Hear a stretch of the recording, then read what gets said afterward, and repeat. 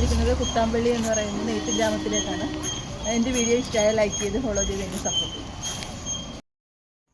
നമ്മളിപ്പോൾ പോകുന്നത് AR ഹാൻഡ്ലൂംസിലേക്കാണ്. അതിലെ അകത്തെ കാഴ്ചകളൊക്കെ നമുക്ക് കാണാം. ഓഗസ്റ്റ് 15-നാണ് ഞങ്ങൾ വന്നത്. അന്ന് ഭയങ്കര തിരക്കായിരുന്നു. ഒരുപാട് സെലക്ഷനൊക്കെ ഉണ്ട്, പക്ഷെ ഒന്നും നോക്കാൻ പറ്റാത്തൊരവസ്ഥയാണ്. ഇതാണ് AR ഹാൻഡ്ലൂംസിൻ്റെ ഉടമ രാജുവിനോട് കുറച്ച് കുശലാന്വേഷണങ്ങളൊക്കെ നടത്തി.